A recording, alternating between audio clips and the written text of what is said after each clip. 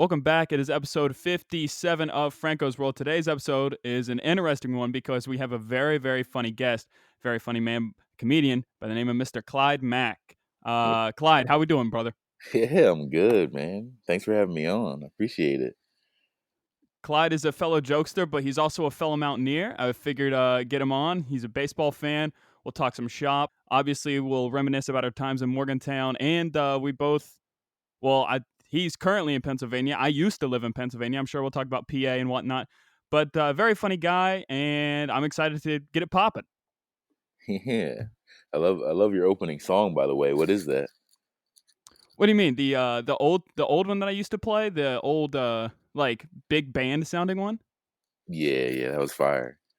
Oh, that's the old intro to the old Dean Martin show from like the 1970s. He like people have like their own comedy Mount Rushmores and they put like actual comics on there, but mine has like he's like an entertainer that like tells jokes while he's singing. But something I don't know, something that he did just captivated me, and I just felt like I needed to put him in the Mount Rushmore, and I admired him, so I was like, yeah, I'll throw a song in there. Can you sing? Oh no, man, I am a well, on a scale of 1 to 10, if I'd say I'd give myself a 6.2. I think if Mm, I'm in a perfect vocal range, I could hit it, but I'm uh, not going to stretch the vocal cords too much. like in the shower, you're 8.5. Well, honestly, the acoustics in my shower are just woeful. So I'm better in the car. The car is more in my environment because I can jam on the steering wheel like it's a guitar, and I just put some John Mayer on. Oh, I'll make people cry. Oh my god, I feel you there. you have a great voice though, just a regular talking voice. And it's so soothing. I know you like your comedy rap stuff, like it's funny. But if you ever wanted to get into like some Teddy Pendergrass R&B type stuff, I could be down for that. Yeah, I got a R&B mixtape dropping next month. Are you joking? Are you being serious? Yeah, no, I'm Ah, 100%. dang it. I'm not good at like I've said this in past episodes. I'm so bad at sarcasm, and for someone that's trying to make a career out of being a professional jokester, I'm gonna have to get good at sarcasm. Yeah, I'm kind of like that too. Like when people like they say like crazy jokes and stuff like that to me, and I'm just like, wait, are you serious? They're like, no, dude, Oh we yeah, like you. I got like kids will comment at me on the internet, and I'm thinking they're like dead serious, and I'm like, that was a really weird thing to say, but it's like, how am I supposed to dictate tone on a text? Right. I don't know if you're on TikTok, Clyde, but like I've been battling these 15-year-old kids for the past week and a half. Yeah, I'm on TikTok. I like TikTok. I'm old though. I'm 28. How old are you? I'm 24. We're not that far off, man. Nah, not that bad. So what year did you graduate? West Virginia. I I finished in 2018. It took me 4.5 years, and I spent the majority of my time writing jokes as opposed to doing homework, which I think is something that a lot of funny people can relate to. I graduated with a degree called multidisciplinary studies. It's where you do three tiny things because you're not smart enough to do one big thing. You know what's hilarious about that? Don't tell me you did it too, man. Don't tell me you did it too. Yes, Oh yes, my god. I Oh my did. god. What were your three? What were your three? They were public relations, Oh my god, sociology, no. and criminology. What was it? Psychology was the second one? Nah, criminology.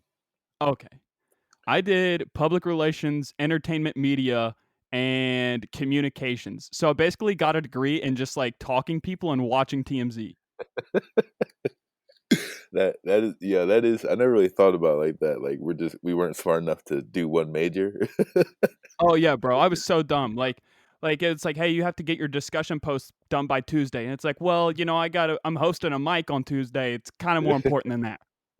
So you graduated in 2018. We were there at the Yes. same time. I graduated in 2016. Oh heck yes! I'm so pumped that we get to talk about this. Yes, let's Yeah. just get into the whole Morgantown thing. There's going to be a lot of inside stuff, and I think a lot of my listeners will get it. Maybe some of your fans probably won't, but like Sunny, you were there. I'd say 2014 was the last year Sunnyside actually existed. Yes, Sunnyside was lit. Sunnyside was lit, and then they hoarded out.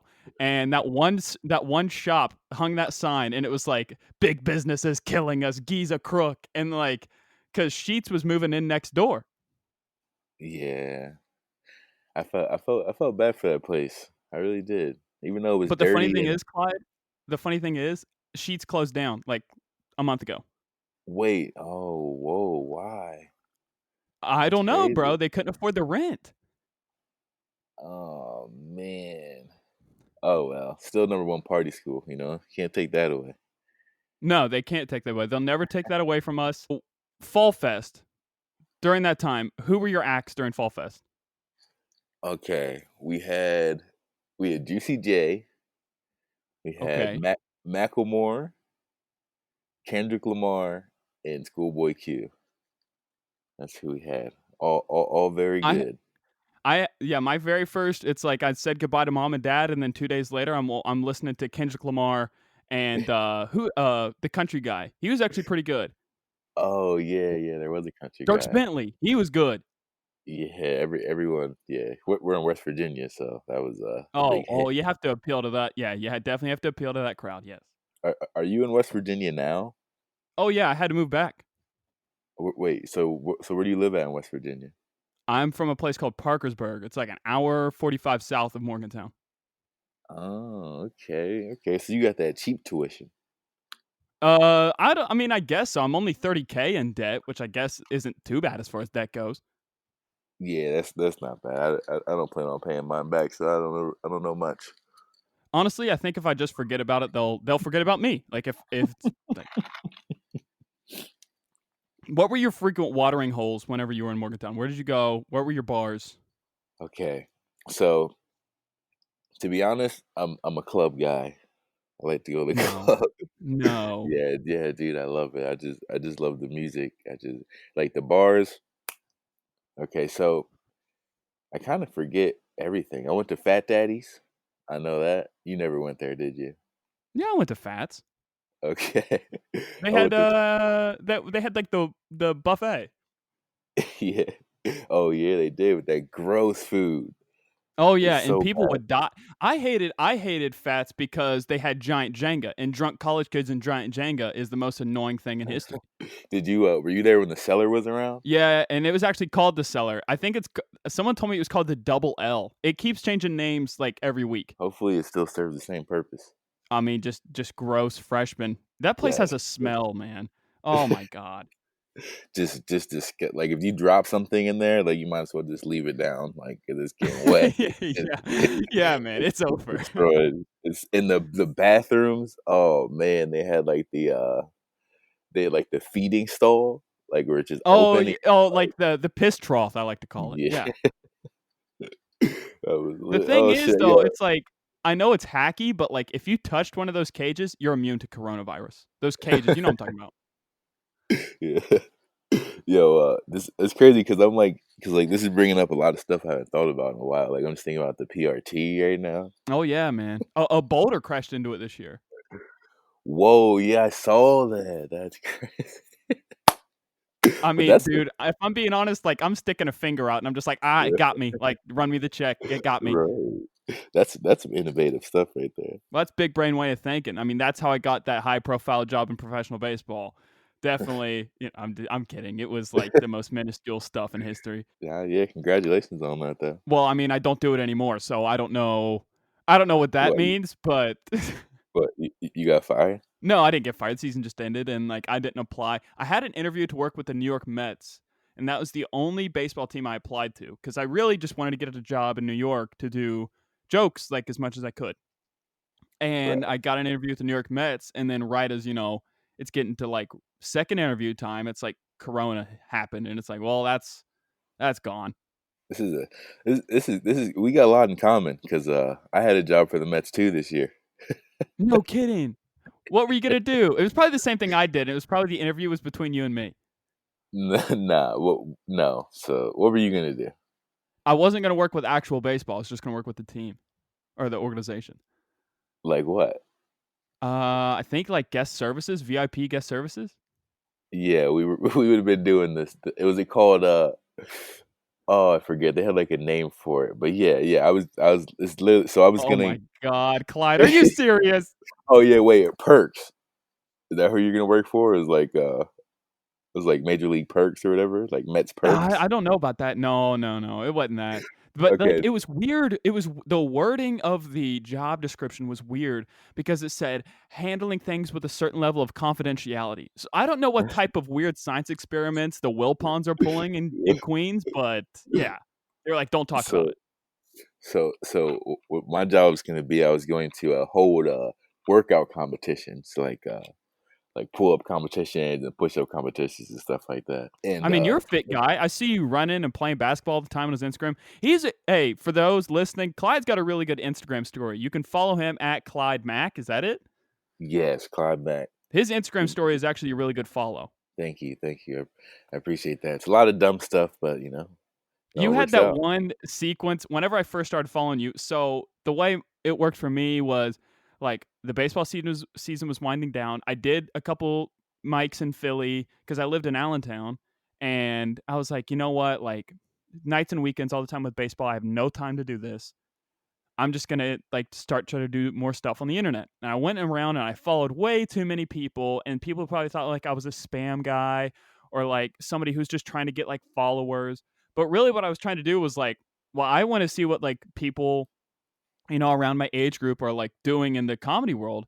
And I found your profile and it said WU, and I was like, oh, this is definitely my guy right here. And then you started going on that streak where you put on the Instagram story of you dunking a basketball, and I died every time. Yeah, yeah, no, no, that's smart, man. You gotta figure out what people are doing. So get to see, what's working, what's not working, all that type of stuff. Well, not just that. It's like I only went to New York like twice when I lived in Allentown, and I didn't even hit mics. Like I was literally just in and out, blink, and like it just gave me a different perspective as to like what that life is like. Because I've only known like a little bit of Pittsburgh comedy, a little bit of Philly comedy, the West Virginia comedy, if that's a thing. I have no idea about like the Mecca. I have no inclination of what life would be like. Yeah, nah, it's great. Just, I mean, you get to do what you love, 2, 3 times a night. Right. I mean, that classic saying, 4 or 5 mics a night, and you were doing it. I mean, you were putting it on your story. You weren't being braggadocious. You were just stating it. Right. But so the one thing is like there's so many mics though that sometimes like everything kind of like drowns in, like you like so you won't focus on one performance as much, like say West Virginia, there was a mic maybe once a week or twice a week. Like you had to Right. go in there and you had to nail it, or you wouldn't get another Yes. chance until the next week. You're wasting 3 minutes of your 5 minutes saying a joke that everyone's heard. You know what I'm saying? And Yes. so you got to focus more on what you're really saying. In New York, you kind of just fumble over stuff, because like you're not It, taking the time. do you feel that like because comedy's kind of like changing a little bit in the sense that because podcasts are becoming so popular, I feel like people are kind of like less fans of setup punchline and more of just like riffing with like funny anecdotes. Do you see that being a trend, or am I just guessing? Wow, no, actually, I see that being a trend and I hate it. Because I'm a I'm a But I'm like, a, I'm a level with you, Clyde. I'm a really big fan of I'm a really big fan of storytellers, but I'm a big fan of like setup punchline. Like it's really hard to craft a really well thought out. Here's the premise, and here's where I get you. then you just got guys that but it's kind of like, so like I understand the riff thing because people want to feel like they're with you, you know. Hmm. So that's Right, the audience like, does not want you to fail. I think a lot of people get clammy because they go up there and they think that like, oh man, these people want to see me suck, and then you let that into your brain, and then obviously you're gonna suck. yeah, well, sometimes when you get into the black rooms, they want you to suck. Well, that's true. I have zero experience with the black rooms, and I honestly don't know if I'd fare too well in there. Nah, I mean, I think you they'd just, eat me alive. I'd welcome it. Like they bought their ticket, they deserve it. But like yeah, I mean, you just got to be yourself. Like some people try to go in there and like turn their black on, and that's just not good. right. Yeah, but I didn't know how you ended up in Allentown. Is that for the job? That was for the job, yeah, and I actually liked Allentown a lot. Yeah, yeah, Allentown's pretty good. It's pretty diverse there as well. Yeah, I drove Lyft, and I got a real, firsthand look at the diversity in Allentown. Oh, you drove Lyft? Yeah, I did, yeah. Oh man, how was that? I definitely it opened my eyes to a lot more like, it opened my eyes to, like, okay, there's more than just, like, what I'm used to. Like, people have different walks of life, and, like, I had to understand that, Are you? and, like, what's normal for me and what's, like, common courtesy for me is not common so say people where I'm from would think that somebody in New York is being pushy, but people in New York think that somebody where I'm from is being slow. Yeah. So are you a guy that talked? Did you talk to people, or did you let people do their own thing? I had it in my bio. I said I like to tell jokes, but I'm cool with not talking. And I would never initiate conversation. I would say hello, and if they got into the car and they sparked something up, then I would talk. But I wouldn't just be like, "Oh yeah, crazy weather we're having today," right? Like I wouldn't do that. I feel like you'd be so good at that, though. I don't know why I even asked. I know for a fact you talked. I don't really care what you just said. Well, I like talking. I like it. Like, I mean, like this is the first time we've DM'd a couple times, but like this is the first time we've really like talked. And you're a funny dude. You're an intelligent dude, and I just like to have it's just like the mundane conversations just do nothing for me at this point. And I guess people might think like I'm being a jerk in that sense because like I don't care about the weather. I know it's hot. We're in July. Like, People don't the newscaster recently they're like every day last week they're like 30% rain, and it didn't rain, and they're just like 30% just so they they it's just just something. so they're It's not. right. I think the weather people are getting together. And it's like, all right, let's say 30% so people have something to talk about. Oh, it might rain Yeah. today. What was your weather person's name? Because they all have fake names. Mine, Yeah. Jack Dillenhall. That's so fake. I mean, that's so bad. Yeah, no, I just made that up. Oh. I thought it was like, that's like a weird combination of like Jake Gyllenhaal and like Matt Dillon or something. My newscaster name was Mustard Maharney. The weather guy's name in my hometown, his name is Kirk Greenfield. Oh shit, he was real. He was a Oh real yeah, he one. was a real one. Yeah, Greenfield. Yeah, definitely. But how do you know your weathercaster's name? That's people don't know that. You know that? He's been the same weather guy since I was 8 years old. He hasn't Oh, left. you should take Nobody his It's a job. different kinda trap in my hometown. Nobody leaves. It's weird. They just get comfortable. You should take his job and give people something to talk about. All right, guys, we're gonna have a 30% chance of rain. It's January 3rd. Like, Uh, they'd be like, "Wow, rain in January." Most of the time, it's snow. Like, give something people really talk about. But, you were in New York for the past, like, I don't know how many months. What was the weather like there? No, like, what would you say your most, like, eye-opening experience was? Because New York can be very brash, it can be very bold, and, like, some people might turn them off to that, some people say it's scary, but what was a very, like, "Okay, I'm in New York, New York?" Whoa. Well, first it was like because like where I'm from, like kind of like a rural place, so Yeah, it's only black and white people. So going out there and just seeing like all the different ethnicities, like people that don't speak English, just hearing people's stories and like that's when I realized like, okay, this is the world put into one like little city. uh-huh. But for comedy, it was because like I had been like what happened is like when you go out there, like how many minutes of material do you think you have? I think well, the thing is everyone thinks they have, like, solid, like, 8.5. I think right now, if I'm being honest, I could probably give you 4 solid ones. Okay. So you have 4 solid minutes, and I think I went out there with maybe 10 minutes. Okay, so when you go out there, you're like, all right, I'm just gonna work these however many jokes, but you don't realize that there's so many mics, and there's a lot of the same comedians that go to all the different mics, like so so your 4 minutes, you might run your every joke you ever made out. Like when I went there with 10 minutes, I ran every joke I made out Uh-huh. probably 2 weeks. So yeah, so I'm doing 4 mics a day, and after 2 weeks, everyone basically in the open mic scene has seen my jokes. So there's Mhm. just a point where I'm just sitting there and I'm like, dang, I have nothing. Right, and then you Like get into the, like, "Well, I suck." Like, I understand. yeah, it's like I really I have nothing. So I started building. I started rebuilding my set and going out. So it kind of was like basically I was real good when I first went out there, and then after I just literally I was like just standing up there just saying whatever for a long time. So it was like I was sucking and like it's like a respect thing, out there. Like if you're good, then you'll make more friends and stuff like that, obviously. So Right. I started getting on the ball, I started getting good. So there was this show, it's like an all black show, and it was like black people like our age. Like it wasn't like the old black people, because those are the rooms where, they would like throw shit at you and stuff like that. Yeah. So so I went up, and there was a couple comics on there that were, like in the clubs and stuff like that. Like, have you ever heard of Jamie Wolf? Oh, yeah, Jamie Wolf, I don't know him personally, but that's one of the guys, like, he might even be younger than me. That's one of the guys around my age who I'm like, "Oh, I definitely wanna get to know this guy. He's really good. He's cool."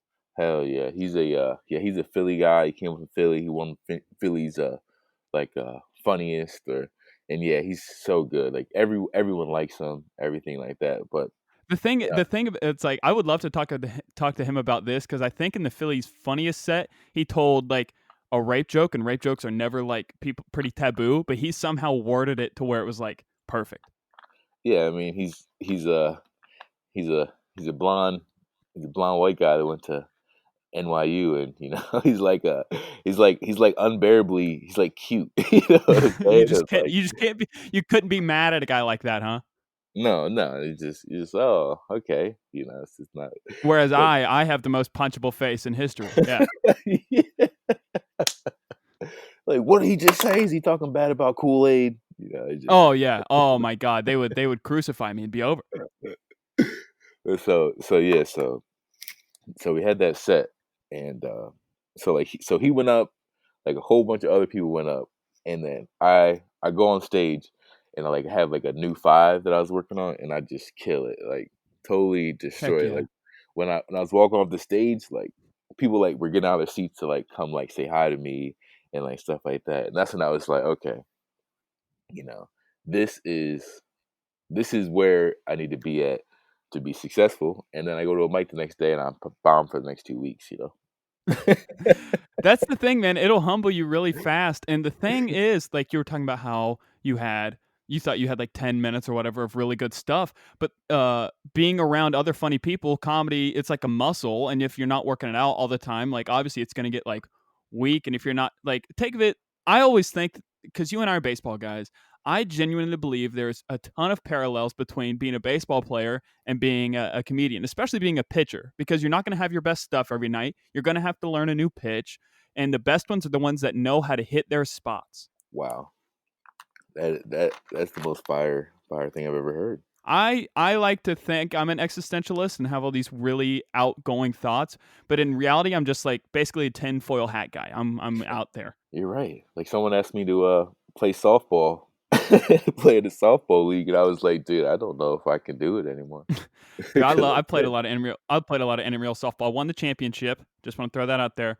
But going back because you said the ones that are respected are the ones that have the most friends. I know a lot of people that will. I say I know a lot of people. This is in theory. I know a lot of people in theory in my mind will go to New York and they have this dream of being a comic, and that's well and good. But then they just try to like not necessarily brown nose, but just like butter their way into like being friends with people. Kind of like, I mean, you'll have that in anything, not just jokes, but like what I want to do and what my goal has been from the jump is to be respected by the people that I admire. If I'm respected by the comics I admire and I can make a living at it, I win. Yeah. No. Yeah. That's no. That's how it is. Like some people, like I'm not gonna lie, the brown nosing, it does work. You know. Oh, Like okay. like Okay. Well, never mind that. Scratch that. I'll edit that out. no, no, no. Like I mean, it shouldn't. It's terrible, but just being funny is like way more important, you know. Like Yeah. because then you would get booked on shows. Like people will like if you're not funny, and say you have a room full of 30 people, and people know you're not funny, they're gonna walk out of the room before you start. You know. That's got So to be tough. yeah, it is. I remember when people and that was like a bottom for me because like right after that 2 weeks when I was saying my jokes, because I was saying the same 5 minute set, and I remember I went up at a spot that was right by my apartment, so I would go there every week, and I went up and like four people walked out, and I was like, oh man, yeah, this is. Oh. I've seen it too, just one mic, but I think they were just getting a drink. I might have been all right. I'm just gonna assume they were getting a drink. But yeah, and then so what really helped me in that time period was for 2 weeks I went on stage high. Really, Yeah. really. Yeah, yeah, I'm not a weed guy because I'm like so paranoid all the time. Like it just it would kill me. yeah. So what I would do is I would have some premises, and I would go on stage, and I'd smoke right before I would go up. And I'd go on stage, and I would forget all of my jokes, everything. So Oh, I just had to did you stand. pull out the phone or the paper? No, I would just stand up there and just laugh. Just cool, calm, collected, huh? Like I would just stand there and I would just like talk to people, and and I kind of like started feeling myself more, you know. hmm Like once you I think that that is like kind of like the end all be all is to be a bigger version of your like you are yourself. Obviously, you have to ham it up, but like you people, I think genuinely just want to see that. Be someone, be real, be someone, be genuine. did you see Dave Chappelle's uh his last little YouTube thing on like the Black Lives The Matter? 846. Yeah. I didn't watch the whole 30 minutes. I just watched like literally, I think just 846, whatever was on Twitter. I watched that, Mhm. but it was wild. Not, I'm sure you had your own thoughts about this, but like it was wild to see him like essentially preaching the way that he can just captivate the room and not even have to tell jokes per se. Yeah, he's just sitting there. He's just so comfortable. He's like slouching on his chair, Oh like yeah, he's himself on stage, and that's and when you people love start him having for it. fun. You're right. Yeah, that's when you start having fun. Yeah, I mean everybody. I think when they first, I'm not. You can tell me when you first start out. It doesn't matter. I think I was like 20 or 21, but um, like everyone when they're first starting out, I feel like is imitating the comics that they watch the most of. So, were you ever imitating anybody when you were first starting out?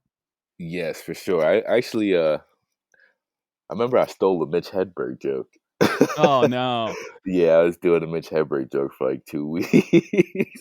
Did And someone then call you on it? yes, oh my god. And then and then the joke I got called on was like Patrice O'Neal had this joke about like how you can't spell restaurant, you know? Oh yeah, the classic spell right. Yeah, yeah, yeah. Yeah, yeah, yeah. So I did it, and this is in West Virginia. So I did it, and then like everyone laughs, and then like this guy. Do you know Jamie Cardone? Jamie Cardone. Feel like if I saw a picture, I probably would. Yeah, yeah. He was in Is West he a West Virginia Virginia for guy? Because I yeah, feel like I know most West Virginia comics. yes. He was in West Virginia for a while, and he went to Chicago. He's like, yeah, I know you just started. He's like, you're really funny. He's like, you just don't steal jokes, and I was like, oh, okay. Does he have black hair? I think he has like no hair. Okay, well then never mind. I don't know who you're So talking about. so I know you know Justin Powers. Yeah, how do you know I know Justin? Because he's the ultimate West Virginia comic. Justin Powers and my guy Noah. Noah, yeah, yeah. I love Noah. Noah, I know you know Lawton. Oh, maybe. Maybe. Is it? I mean, it's all the Potion Castle guys or whatever the name was. You know Yo, what I'm talking about? Do you know Roger Banks? Roger. Oh my god. Yeah, I know Roger. Yeah, dude, Roger, man. Roger like laid the law down one time. I was this was like I was probably like a year into it and I kind of stopped imitating Seinfeld on stage and kind of started to finally do my Oh, own. that's thing. And that's I was who like, yeah, you're. I'm having a hard time finding my voice. And he goes, I hate that. I hate when people say find their voice. And I was like, oh, Raj, my bad, man. Roger. Holy, but yo, you were imitating Seinfeld. No, not imitating Seinfeld. I was like trying to like I was just trying to talk about mundane things. Like I was trying to like Mhm. be like, don't you hate it when you go in the grocery store and you see like oatmeal in the chips section? Like, what are you doing here? Go home. Like, dumb stuff like that. Yeah, yeah. That was I actually pretty wasn't being funny. like, what's the deal? I would never do that. I'm not that stupid. Oh Actually, you know man. what? Maybe I wasn't imitating Seinfeld. I don't know who I was imitating. I'm gonna have to go back. I burned all that old stuff. I don't even want to look at those old videos. But Roger, he calls it going on the road, and he goes to like these open mics all over the place. Yeah, I hate when comics do that. That's like I'm going on a tour. Like, where are you going? I'm going to visit my cousin in Atlanta. Doing a mic. Yeah, Yeah. bro. I was in Europe for 2 weeks, like right before Corona started popping off. I was like, hey, where's the mics in Madrid? Like, where are we at? Yeah. Wait. That you were you really there? Yeah, I was in Madrid. Like, literally, Corona was popping off. And then, like, as soon as I got back in the States, like, the cluster formed in Seattle. You brought it back. Do you feel like you had it? Okay, Clyde, I'm being honest with you because I like you here and I think this is like a trust tree. I had a slight cold in Europe for like 4 days. Oh yeah, you definitely had it. You brought it here. I did. Don't say I brought it. Don't say I brought it. I mean, that's what happened. That's the facts. So you think I'm one of the people that's going to cover their zombie bite when the apocalypse happens? Yes, you Oh are. my god! I was about to call you my friend. I feel like we developed a friendship, and then you're just going to go and do that. Okay, Do you know why I followed you back? because I'm a West Virginia guy. No, because of your profile picture. What was it? I don't know. It's just good. It's a professional photo. I need to get me some Oh, more of those. my one friend is like an actual photographer and he'll do like weddings. He moved to Kentucky, so that's gone. Uh, like, oh no. Are you talking about my logo? No, no, your picture. Oh, okay. Well, if you need a logo, I got a girl. She's really good. She does all my podcast artwork. But anyways, yeah. Well, I appreciate the follow. I mean, I followed way too many people. I'm sure I followed Jamie and other young comics that are like really good and like like they don't need to give me any time of day, and they probably thought I was like either a fan or just like some scrub, and like I played it the wrong way. But yeah, I mean, I Nah, yeah, followed way too many people at the jump. yeah, no, but you see, you look funny. Oh well, yeah, thank you. That's a compliment. Thank you. You know, what I mean? You look like you're funny.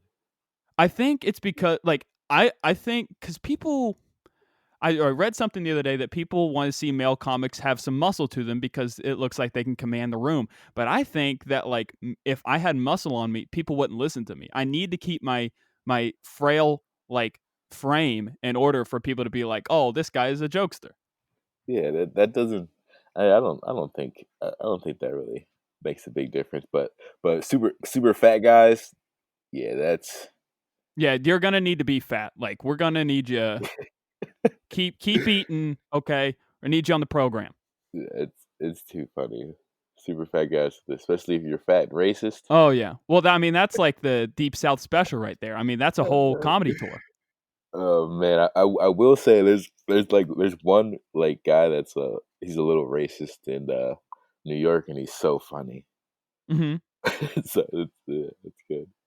Like I don't know who you're talking about. So it's no big deal to me. yeah. Well, I'll tell you after the podcast. You'll see him once you get to New York. We're gonna Oh we're my gonna go. gosh, I'm trying so hard to get there, man. I mean, you have no idea. I mean, I did a couple mics in Philly, but they were so few and far between that like I couldn't even tell you where I was at. I couldn't tell you the name of them. I couldn't tell you any of the performers. I was just in and out because like I had to get back to Allentown to get up early to go do baseball stuff. So do you know what alt comedy is? Alt comedy, is that like people that wear weird costumes and they get up there and just like sing and they just say that's comedy, or like what? Yeah. Basically, like they'll go up there with like big glasses, or they'll like stand on a stool, and they'll like ask for volunteers and stuff like that. But not like So, improv, or is it improv? mm, um, it can be. It can be. I went to some of the worst improv stuff. I want to get into improv, but it's not. people are so bad at it. Like going to improv open mic is the worst thing ever. But Improv so open mic? They do that? They just let 6 people on stage and just let them talk at once? yeah, Why it's would they do that to innocent bystanders? That's bad. That's honestly okay, forget Guantanamo Bay, that's where I'm sending the terrorists, to make them watch open mic improv. but like as a comic, you go in there and like that's when you do like you could do good like that.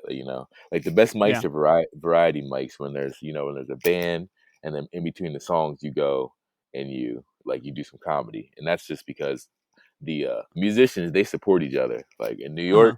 York, you go on stage and then you leave. You don't watch anyone. On stand-up? Yeah, Is that just because you have other spots to hit? yeah, that's exactly what it is. I So mean, yeah, I New mean, York, it makes sense to me. I mean, whenever, like, obviously like, I've never had opportunities. I think there's been one time in my life where I've hit more than one, and well, one actually it was a mic, and then later that night I had to open for a guy, but that's probably the only time in my life where I've done it more than once in a day.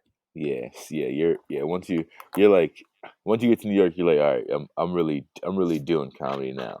So Oh yeah, yeah, and I've kind of like told myself that like I'm never a real comic until like one I get paid, but like I've been paid once, so like I crossed that threshold. But like being in New York and being like an actual doing it, that's like a whole like people. It's very easy to put it in your Twitter bio and Instagram bio to say you're a comedian. It's very easy to do that. It's very hard to actually do comedy. so so why I say that in Brooklyn, it's like more of like an alti LGBTQ scene, you know, Hmm. like like like a lot of the girls are go to the Brooklyn mics, like it's like hipstery Hmm. and like you'll like offend people, like you get kicked out of mics. And Manhattan is Ooh, kind of like yeah, and Manhattan is more like it's just white guys. just white guys in Clyde. That's it. Yeah, it's just like just like a whole bunch of guys doing Bill Burr impressions.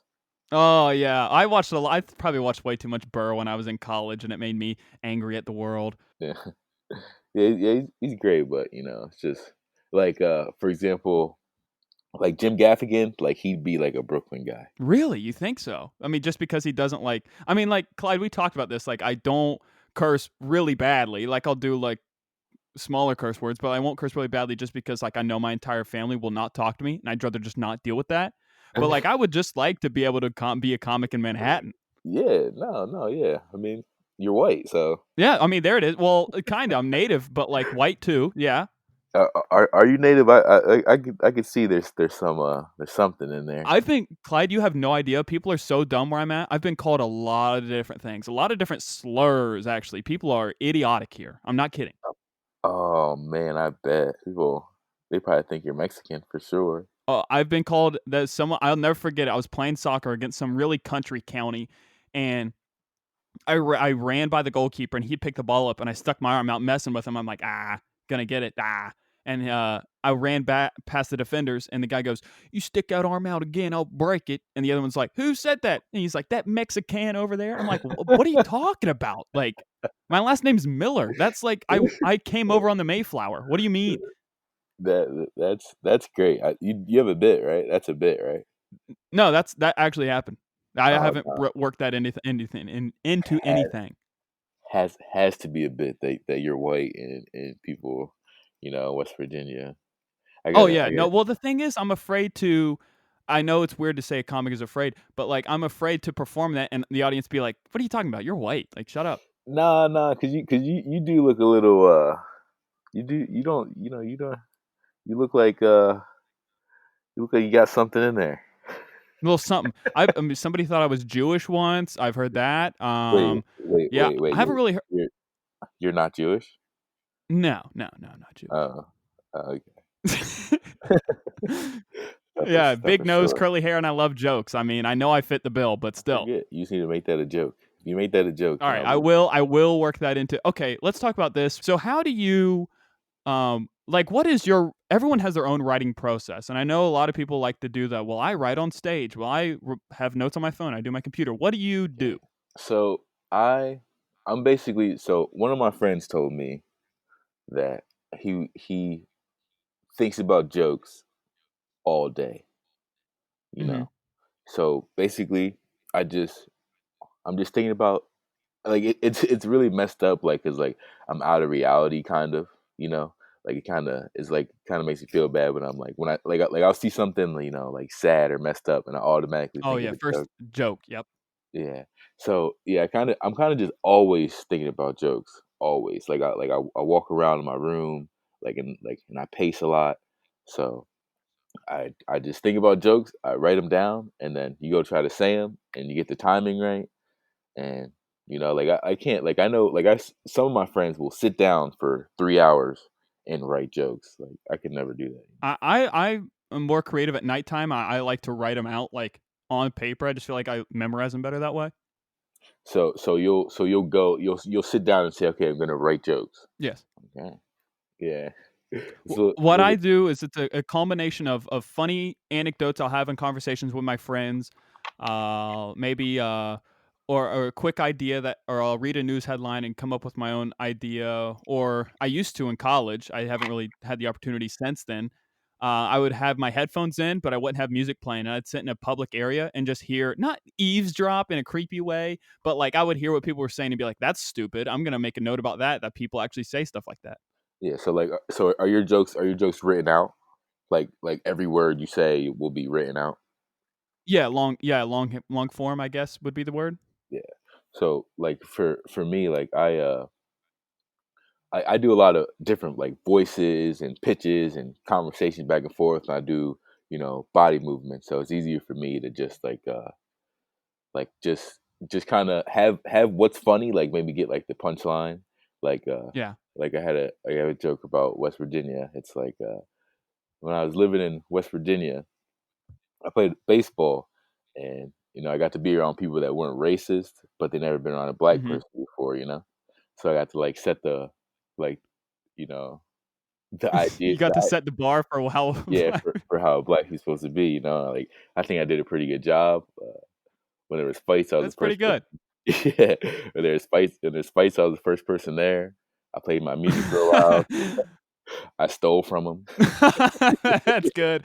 Oh, that's good. That's the 3rd tag in it? Yeah, yeah. There's another one, but I don't know. It's like a weed thing. It's like yeah, I sold them eights for $70. Oh, Yeah, yeah. Well, I'm in touch with reality enough to know what that means. I mean, like, I'm yeah, not a weed guy, but I know what that means. yeah, yeah. That's So good, though. That's good. I like that. The how you bring them in, you do 2 positives, and then you're like, "And I stole from him," and there it is. That's good, man. That's good. yeah, so it's kind of like I just I just walk around. I'm just like a walking joke. A wh just a That li sounds My life is just a literal joke. that sounds so bad, but Well, no, I I'm mean, not, I got kids commenting at me. I made a joke about OnlyFans. They're saying like, "This guy is a literal joke. Like, this guy is so funny looking." I'm like, "Yeah, that's the point. Like, I'm a jokester. Like, I'm supposed to be funny." oh, they said you're funny looking. Oh yeah, they said a lot. I mean, I know I don't really believe in cyberbullying necessarily, but like this is quintessential cyberbullying. I mean, they've just been real. I wake up every day with 100 comments telling me how I'm the worst person in the world, how I tell women what to do, how I suck at comedy. And it's just like if I can handle 15-year-olds on the internet with K-pop AVs, I think I can handle most things. Yeah, no, no, that's good. That's it's like say when you do make it, you already know how to deal with this kind of stuff. Well, I get myself into trouble a little bit because, like, I don't have to be the smartest person in the room because I know there's way more intelligent people than myself out there. But I like to be on that end of the spectrum. I like to be like the witty one or like the one that I can work my way around a bad situation. But like, it doesn't work when I'm fighting a losing battle essentially. Yeah. And so like kind of like my writing style too. People like my favorite comedian, and I just love to say this because it's so much fun. My favorite comedian is Larry the Cable Guy. You're kidding, really? Why? Just because he made like? Oh wait, hold on. Let me guess. Is it just because he made millions of dollars playing a character that isn't really him? No, no, I actually am a person that found out late that that wasn't him, which definitely made Oh, me okay. sad. definitely made me sad. But it's still, if you watch him in like an interview, it still is him. Like he grew up with like cows and stuff like that.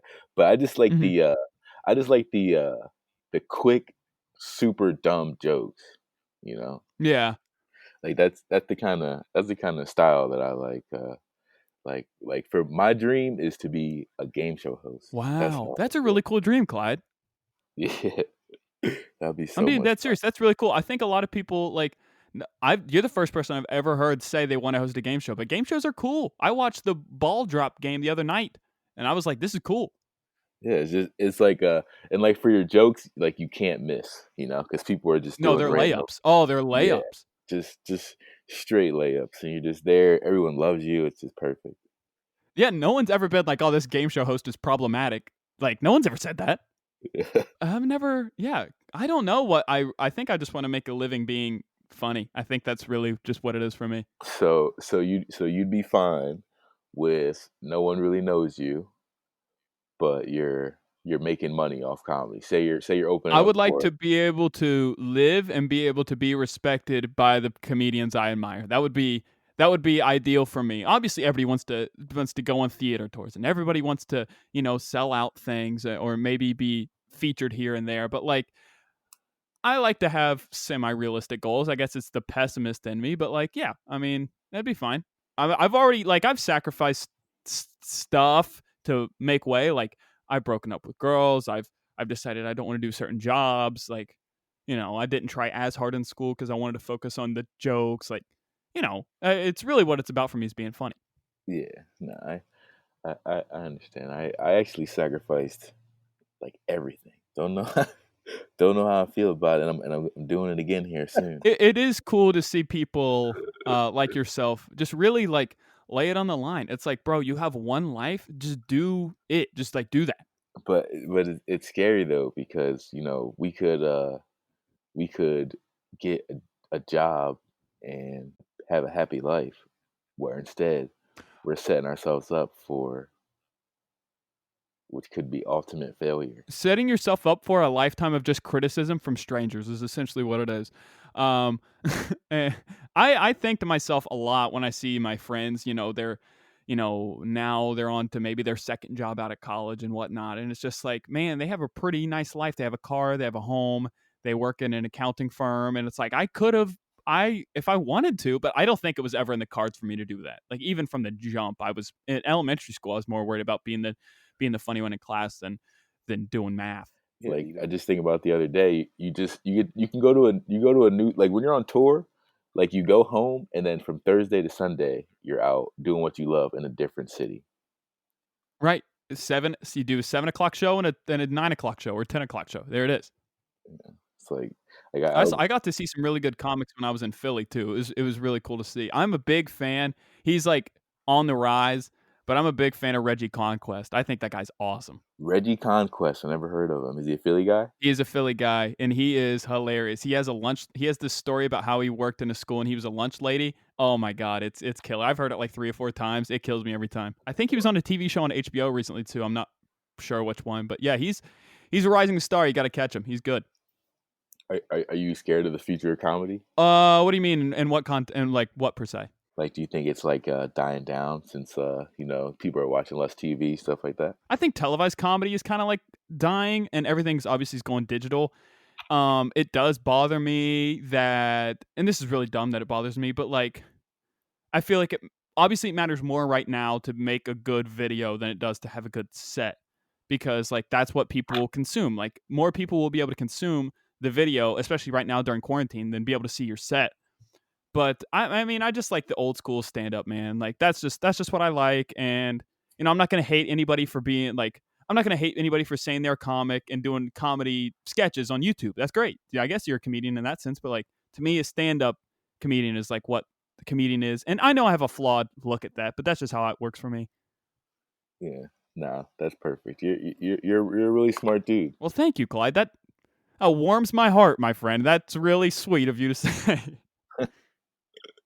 No, no, it's good. It's good. What do you I think? feel like Okay, well, what do you think about modern comedy? Do you think traditional stand up is going by the wayside? Do you think it's dwindling? sometimes I think that, but then Like I just some people don't really know about comedy, Like Mhm.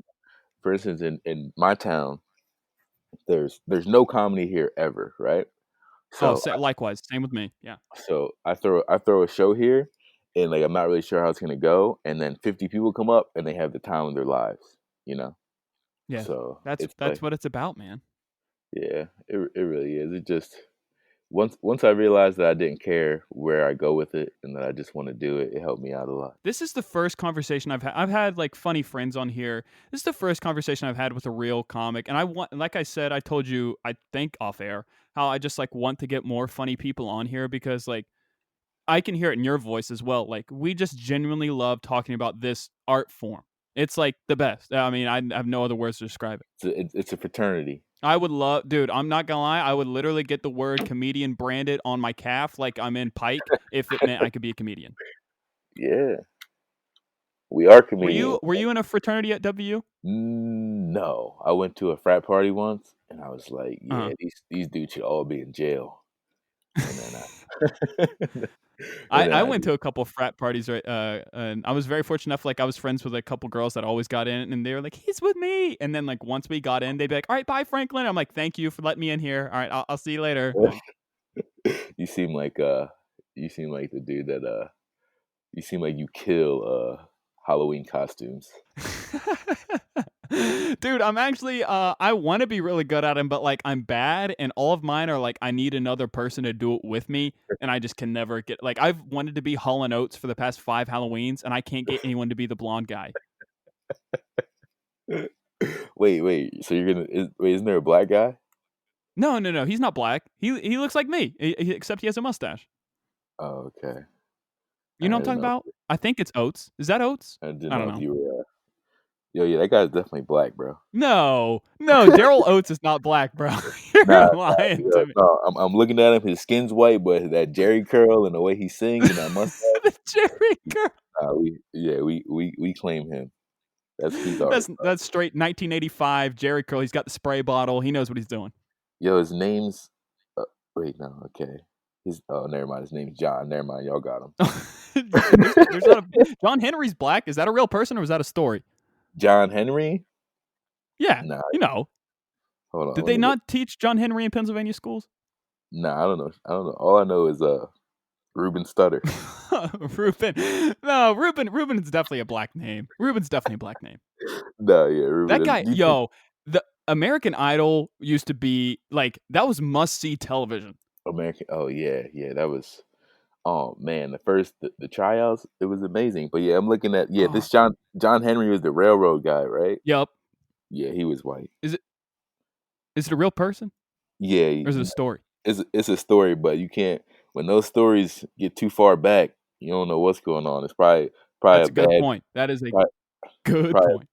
his name was John Henry. He's probably a bad white guy, and they wrote a story about it. Like, yeah, actually, matter of fact, we're gonna make him black. The editor was like, this would be a better book if he was black.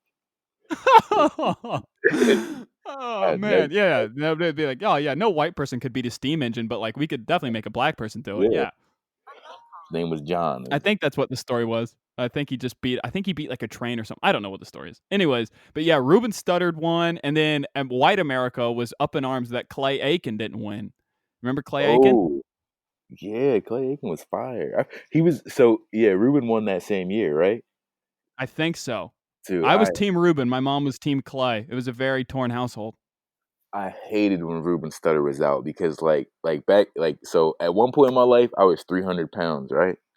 No So kidding. yeah, Well, so congratulations, man. You look great. Jesus. thank you. But when Ruben Stutter was out, I was like, no. Every week I was like, please get eliminated, and because I would go to school there, but they'd be like, Clyde, you're fat as shit. You like Ruben Stutter? I'd just be no. This would happen. I just would have just oh man, you just didn't want the jokes. You just didn't want the secondhand burn.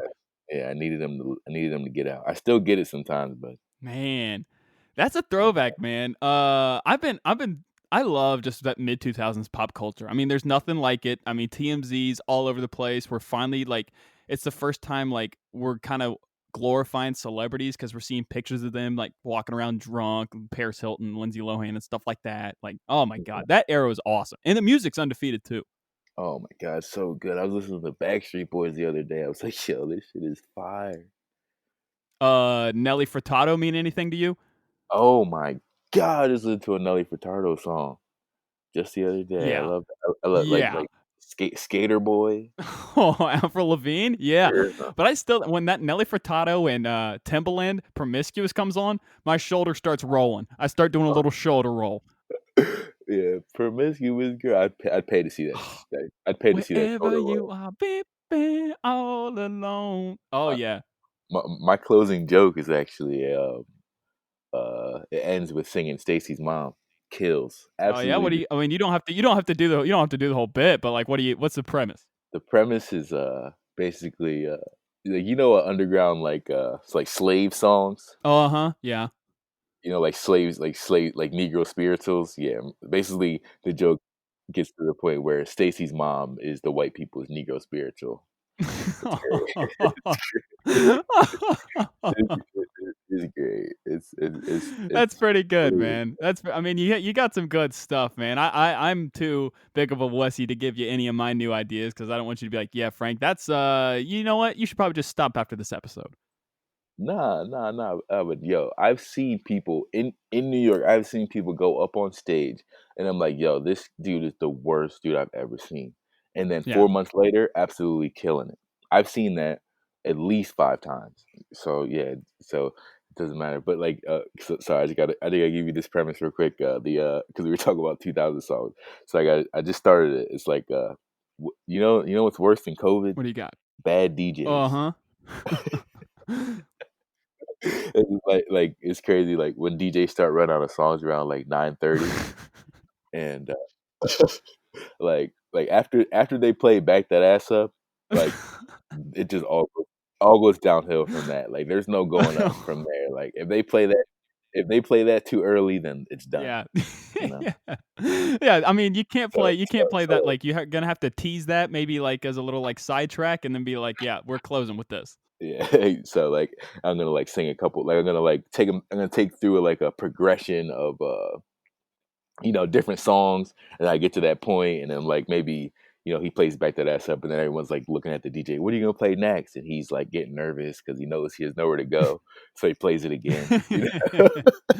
That's pretty good. The only, like, rap joke I had is, Akon's what was that Akon? I loved Akon. What was that Akon song? Uh, Smack That. He had that song, Smack That. Yeah, I said holy shit. Akon was light years ahead of the Me Too movement because, Smack That is an all-time consent anthem. And then because it's like he said something like he goes, "And possibly bend you over." uh, Turn around and watch me smack that. He's like, possibly, if you're cool with it. If not, it's okay. I'm just saying, possibly bend you Yeah, over. And there's a whole bunch of stuff too that like I uh, break down. But like I read somebody said it was hacky to break down rap music like that, and so I think I burned that joke. listen, whoever told you that is stupid because the best thing the when a white person talks about rap music in a black crowd, yo, destroys. Well, I'm Absolutely not kidding you. The destroys. last mic I did was in like November, I guess, and there was like 4 or 5 black people in the crowd. It was in West Virginia, and all the white people were just like, "Oh boy," but like the black people were like slamming the fist on the table. They were dying. It felt good. It felt really good. Yo, yeah, that's how it is. If you're good, they'll love you, and if you're not, they'll. I had a I had someone come to me after a set and was like, "It's okay, sweetie." Oh, sweetie, I was would you rather be called sweetie, sugar, or baby? oh, sweetie, sugar, or baby. Oh man, probably sugar, I guess. Really, none of them, but it's definitely not sweetie. Anything but sweetie. Sweetie hurts. Sweetie hurts. If she said it's okay, sugar, I would think that she was just like consoling me. She believes in me, but that time she knows I sucked. Yeah, yeah. That really got me going. I came back the next week and I was like, "Yo, I'm not letting this happen again." Wrote all week, bomb. That shit was Oh, no one's crazy. calling me sweetie tonight. Came back, the same lady was like, get better next time, sugar. That's a good callback, Clyde. That was really good. Is there anything we've been doing this an hour? This is the longest episode we had. So, congratulations to you on that honor. But is there anything that you would like to promote or anything that you would like to say? Yeah, just follow me on Instagram, Clyde Mack. Follow me on Twitter, Clyde Mack. Don't follow me on Facebook because Yeah, people don't like me yeah. on. I don't use Snapchat's dead too. Don't follow me on that. But Tumblr, you can follow me. No, I'm just kidding. No, your name's not But Clyde nah, Mack nah. on Twitter. It's like Cleasy Bop Jr. or something. Oh yeah, it's Cleesbot Jr. Yeah, but I think if you put Clyde Mack, it will come up though. So I mean, that's a stage name. That's not the real name, but that's a really good name. Clyde Mack? Yeah, is that the real name? No. Clyde McAllister is my Yeah, name. Clyde It's Mack. too Clyde long. Mack's good. Clyde Mack's good. Yo, but it was nice talking to you. We kind of got off sidetracked, but to be honest, uh, I'm not really good at holding long conversations, so this is like good practice for me, and I appreciate you having me on. Clyde, I thank you from the middle of my heart. I'm being genuine right here. You've been very kind to me, and you were nice enough to get on this show. And like I said, if you got any funny friends, please bring them. I'm dying over here. Last month's ratings sucked. So thank you very much, Clyde. I would like to consider you a friend now. Hopefully, I'll talk to you soon and all that jazz. But remember to follow him at Clyde Mack on Instagram. He's got a great Instagram story. He produces content all the time, funny raps, jokes, skits, all that stuff. Um, so make sure to follow me on at Franco's World _ on Twitter and Instagram. And yeah, hope y'all are having a great day and stay safe. I'll see you when I see you, and peace.